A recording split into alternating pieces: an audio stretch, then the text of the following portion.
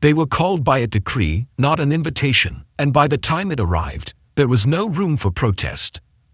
In the farthest reaches of the Qing Empire, banners flapped stiffly against wind-stained rooftops as imperial officials moved from compound to compound, reading aloud the words no family wanted to hear. The selection was underway. It was the elegant women edict, issued every 3 years, commanding all eligible daughters of Manchu banner families, aged 13 to 16, to present themselves to the court for consideration. The wording was ceremonial, but the meaning was clear. Send your daughters or risk your clan's standing, your position, your future. It was not a choice. It was imperial command dressed in silk. In dim courtyards, girls were washed, powdered, combed. Their mothers adjusted the angle of their headdresses with trembling hands, whispering instructions they could barely remember through the panic. Fathers, stoic on the surface, knew better than to speak of sorrow. They walked beside their daughters only until the gates of the administrative office. Past that point, the girls belonged to the dynasty. As carriages rattled toward Beijing, silence swallowed everything. For some, the journey took weeks. For all, the return was uncertain. Behind the crimson walls of the Forbidden City, preparations had already begun. Eunuchs scurried through narrow halls, polishing lanterns, inspecting living quarters, memorizing names. A room was prepared not to welcome, but to erase. Here, a girl would no longer be a daughter of her clan, but a number, a title, a whisper in the records. She would be tested for beauty, but not too much beauty. The Empress Dowager despised threats. She would be judged on fertility, but without showing desire. She would be ranked for virtue, but with no room for pride. Perfection was demanded but undefined. One wrong gesture and she would be dismissed, or worse, selected for punishment cloaked as mercy. When the girls arrived, they were not greeted. They were observed. Senior palace women watched their posture, their skin, their teeth. Did they walk with grace? Did they bow deeply enough? Did they flinch at commands? The slightest mistake, a stutter, a misstep, a glance too bold, could end everything. And yet, those chosen were not the lucky ones. They were the captured. Their old names were struck from the rolls and replaced by honorifics designed to flatten identity. Their dialects were scrubbed clean by endless drills. Their clothing was assigned. Their movement restricted. Their thoughts, if they had any, were kept behind smiles that could not tremble. They became concubines in training, students of silence. Each day was structured to the second, morning greetings to senior consorts, ritual kneeling before portraits of emperors long dead, embroidery hours meant less for skill than for the taming of spirit. They were not taught to think, they were trained to endure. Behind the order was a purpose darker than duty. These girls were not wives, not lovers, not even truly concubines. They were hostages, set not to rise but to tether. A family with a daughter in the palace would never rebel. The emperor, or more accurately, the Empress Dowager, held the girl's fate like a knife beneath velvet. She did not need to speak a threat, the silence was loud enough. One shift in tone, one misstep by a governor or a general, and the girl would vanish, perhaps to the cold palace, perhaps to a silent burial, always to obscurity. No family would dare risk such a loss. This was politics in its most ruthless form, diplomacy forged through the captivity of the young. The girls themselves understood quickly. Not in words, no one explained, but in how the world around them responded. A eunuch who once smiled no longer looked their way. A fellow concubine demoted without cause became a cautionary tale. The cold palace, they heard, was not cold because of the weather. It was cold because no one ever returned. In that forgotten wing of the Forbidden City, neglected women lived in silence, wrapped in rotting blankets, ignored even by servants. They had no official status, no visitors, no names. They were reminders of failure, political, personal, fatal. To avoid that fate, girls learned to blend.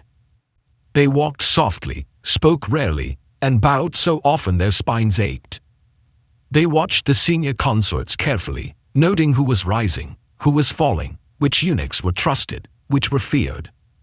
The Empress Dowager Cixi, though rarely seen, was everywhere felt.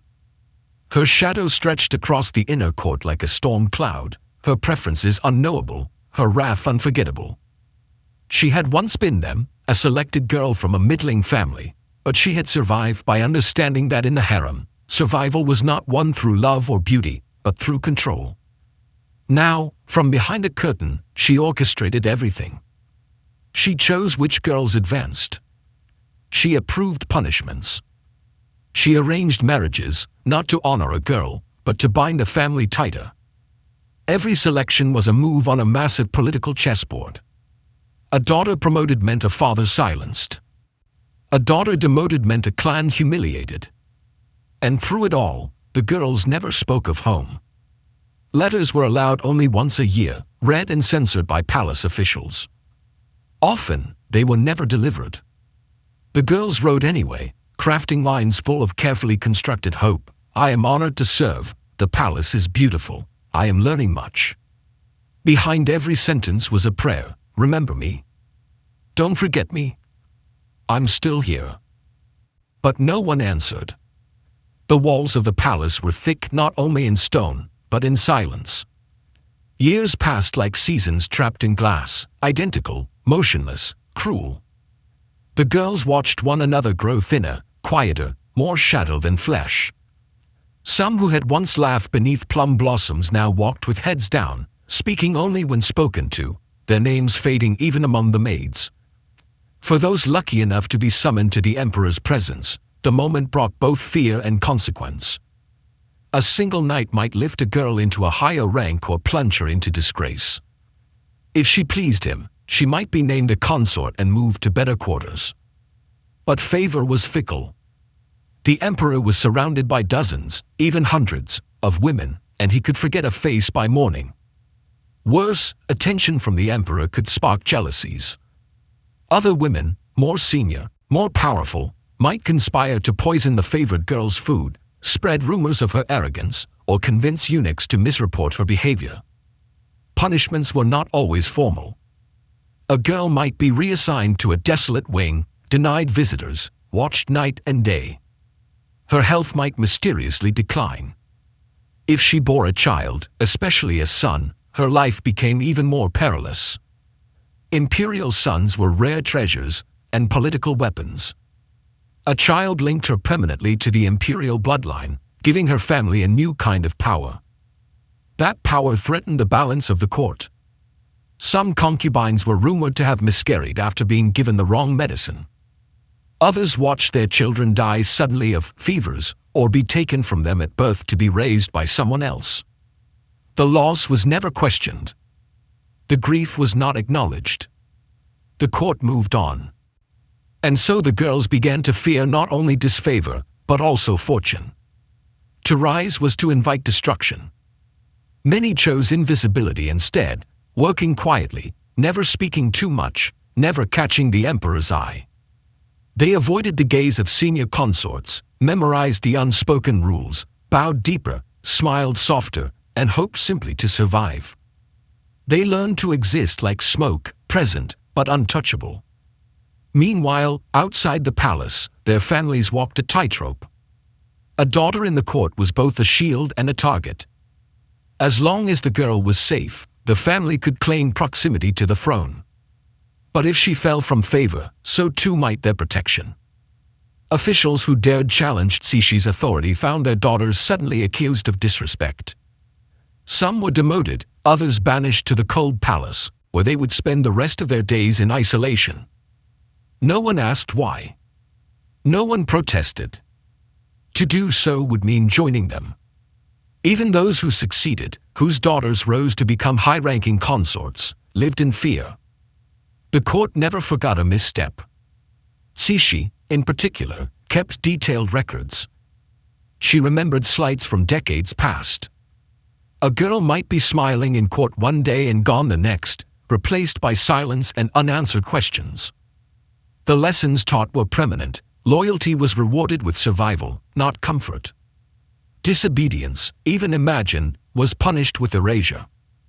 There were no heroes, no celebrations. Only endurance. Among the girls, myths developed. Tales of the one who spoke back and lived, of the girl who ran and was never caught, of the consort who hid her own child and raised him in secret. These stories, passed in hushed voices during sleepless nights, were both hope and warning. No one knew if they were true, but everyone needed to believe in them. They were the only warmth left. The rituals of the palace, meant to impress and intimidate outsiders, became mechanical torment to those within. Lavish ceremonies forced girls to kneel for hours on cold stone. Banquets displayed endless delicacies none of them dared touch. Every motion was prescribed: how to raise a cup, how to sit, how to breathe in the emperor's presence. A mistake brought shame, shame brought punishment. Some girls turned to religion, burning incense and reciting mantras to gods who had long abandoned the palace. Others carved messages into the undersides of wooden bed frames, praying that someday someone would read their truth. But most simply endured. What else could they do? They had no money, no freedom, no name. They were part of a system too vast, too ancient to resist. They had been trained from childhood to obey. The outer world forgot them. Their families, once proud, learned not to speak of them. A daughter in the palace became a memory locked away. Even when the court allowed a rare visit, it was choreographed and censored. Words were rehearsed. Smiles were inspected. Real emotion was forbidden. Any tear might be interpreted as a complaint. Any complaint, a threat. And yet, through all of this, the machinery kept turning. The selection never stopped. New girls arrived each cycle, dressed in hope and ignorance. The old ones trained the new in silence, watching, warning, guiding with eyes alone. Each generation repeated the one before. The faces changed. The fear remained. The years moved slowly for those trapped within the inner court, but outside, the Qing dynasty began to decay. The empire was weakening, its armies humiliated by foreign invaders, its treasury strained, its people restless. But within the forbidden city, the rituals continued as if time had frozen. The girls still knelt. The eunuchs still whispered. The Empress Dowager Cixi still ruled with an iron will softened by brocade. She died in 1908, leaving behind a vacuum and a crumbling system. But even in death, her shadow endured. The young Emperor Puyi, a child barely old enough to read, took the throne, his eyes wide with confusion, unaware that he was the last. The court, now a fading echo of its former glory, continued to select girls even as revolution loomed beyond the Vermilion walls. Fewer families responded. The power of the throne had thinned.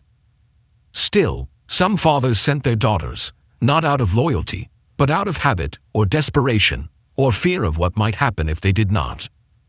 The girls who arrived now found fewer attendants, emptier halls, and a court sustained more by memory than by force.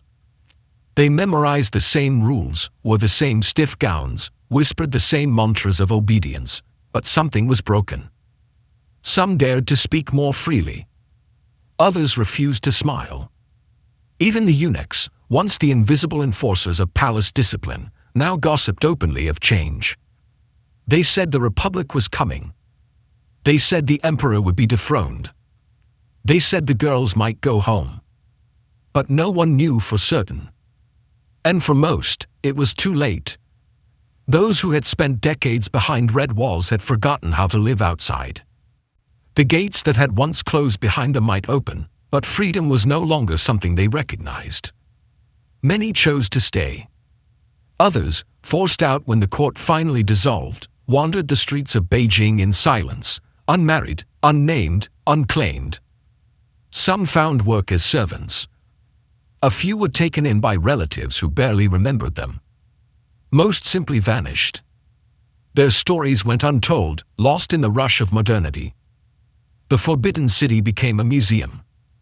Tourists arrived with cameras and questions. They gazed at the throne, the pavilions, the ceremonial garments. Guides spoke of emperors and architecture, of dragons and dynasties. Few mentioned the women. Fewer still spoke of the girls, the quiet ones, the obedient ones, the sacrificed. Yet their absence hangs in the air like incense never fully burned. Their footprints are worn into the stone. Their whispers, though long gone, seem to echo through the corridors. The Qin court mastered the art of using silence as a weapon. And in its final century, that silence was embodied in the daughters it took. They were not warriors, yet they held empires together. They were not politicians, yet their existence dictated policy. Their bodies were not free, but their presence bound generals, governors, and noble houses to the dragon throne. They were not raised to speak, but in their silence, they screamed. The system that used them has fallen. The banners have been lowered. The dynasty has passed into history. But their story remains. Not in textbooks, not in grand memorials, but in the quiet truths that rise when we look beyond the myths. The Qing harem was not a garden of pleasure, nor a place of romantic intrigue. It was a machine built to control, to manipulate, to dominate. And at the center of that machine were girls, taken too young, silenced too long, remembered too little. They were the daughters of loyal clans, sent as offerings. They were dressed in silk and locked in stone. They bowed, they smiled, they vanished. Their lives were not wasted. They were weaponized. And for over 200 years, they helped an empire survive, not through war or wisdom, but through a quiet form of terror, the unbreakable chain between daughter and dynasty. The night Caleb returned to the grave, the moon had vanished behind thick, unmoving clouds. No stars. No breeze. The kind of night where even coyotes held their breath. He carried nothing but the shovel, a lantern, and the resolve of a man no longer running from ghosts, but chasing them.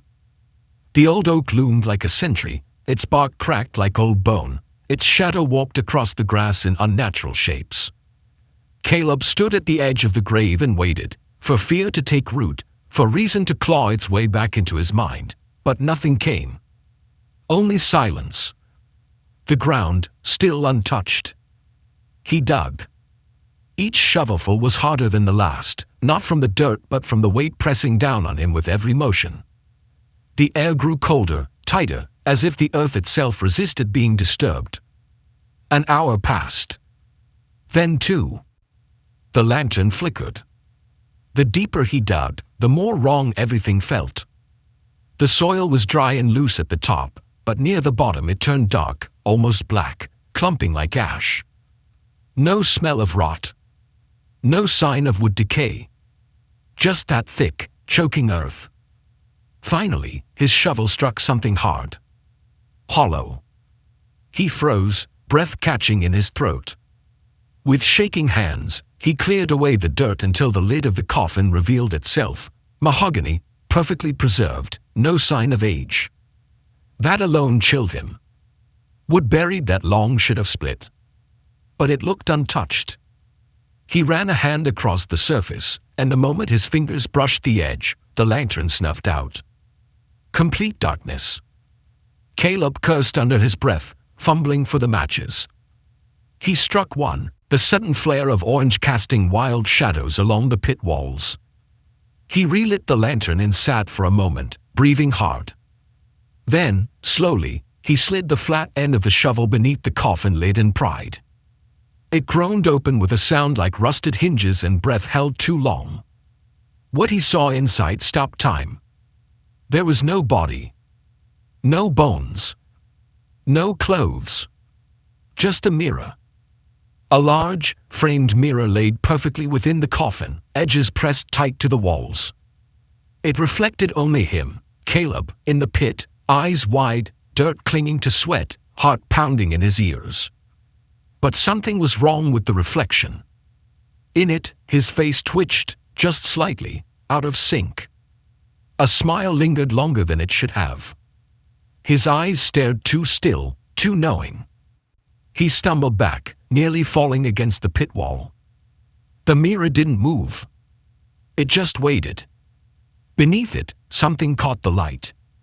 He leaned closer. A piece of paper, yellowed and curled at the corners, rested beneath the glass. With great effort, Caleb lifted the mirror, surprisingly light despite its size, and reached for the note. It was written in Elias's handwriting, but the ink trembled like it had been scrawled in panic. Just one sentence: "You buried yourself the day I disappeared." Caleb felt his throat tighten. A gust of wind blew from behind, though the air had been still all night, and the lantern flame stretched sideways, casting his shadow across the walls of the pit. He turned. No one was there. But the trees whispered his name in 100 different voices. He looked down again, but the mirror now showed only black. No reflection. No light. Just endless dark. He dropped it. It didn't shatter. It didn't even make a sound. The pit no longer felt like a hole, it felt like a mouth. Open. Waiting. He scrambled out, dirt flying, boots slipping, breath ragged. The wind picked up. Somewhere distant, a whistle echoed, a tune only Elias ever hummed. Caleb didn't stop running until the grave was a speck in the darkness behind him. But as he reached the edge of the barn, he realized something. His reflection, it wasn't just in the coffin. It had followed him home. The mirror wouldn't leave his mind. Even after Caleb boarded up the shed where he kept it, even after he wrapped it in burlap and stuffed it beneath the floorboards like a cursed relic, the image still clung to the backs of his eyes. Every puddle reflected too long. Every window caught him at angles that didn't feel right. In the days that followed, people started treating him differently, not overtly, but enough. The ranch hands no longer looked him in the eye.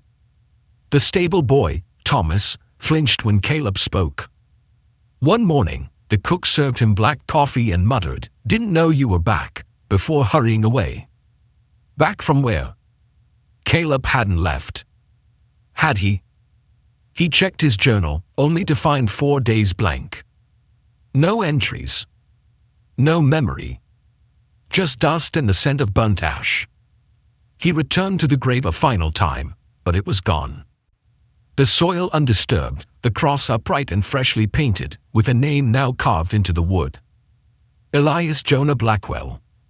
Born October 3rd, died August 3rd, Caleb's blood ran cold. That wasn't Elias's death date. That was today. His own birthday. His own name day. The exact date the mirror had looked back at him and smiled. That night, he dreamt again, but this time, he wasn't watching Elias. He was Elias. Standing in the pit. Looking up. Watching someone who wore his face shovel dirt over him. And as the last bits of soil fell, he screamed, but it came out muffled, like breath trapped behind glass. When he woke, he was staring into a mirror. But it wasn't his mirror. It was the one from the coffin. Propped against the wall of his bedroom. How had it gotten there? He approached it slowly, heart thudding, unsure whether to scream or run or laugh. His reflection stood still, but behind its eyes, something moved. Not physically, but aware. As if it was done pretending to be him. Then it spoke. Not out loud. Not in sound. Just a voice inside his bones. We shared a face. You took the life. I took the rest. Caleb stumbled back. Behind him, every mirror in the house cracked, just slightly. Just enough to fragment every version of himself. His memory fractured. His past twisted. Which twin had died? Which one had buried the other? What had truly been laid to rest in that box, and what had climbed out wearing his skin? There was no answer. Only the reflection, still smiling. Still waiting. Caleb stopped looking in mirrors. He covered them all, sheets, boards, curtains nailed into the wall. Yet somehow, he still saw himself. In the glint of a soup spoon. In the black of a window after sunset. In the water trough behind the barn. Each time, it was his face, but not his eyes. The thing looking back wore his features like a well-tailored coat. Familiar. Comfortable. But hollow. It didn't blink when he did. It didn't breathe. It just watched. The townsfolk began whispering louder now.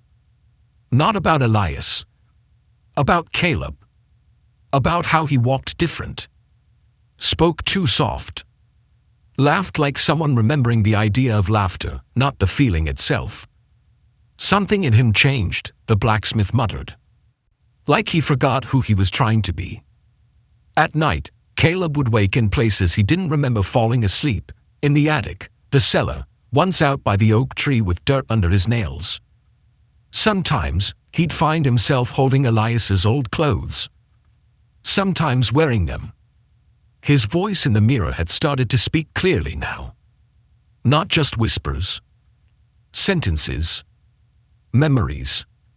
Things only Elias would know. The name of their first dog. The song their mother sang when they had fevers. The truth about what happened the night before Elias disappeared. Caleb tried to deny it, but the voice bled into him like ink in water.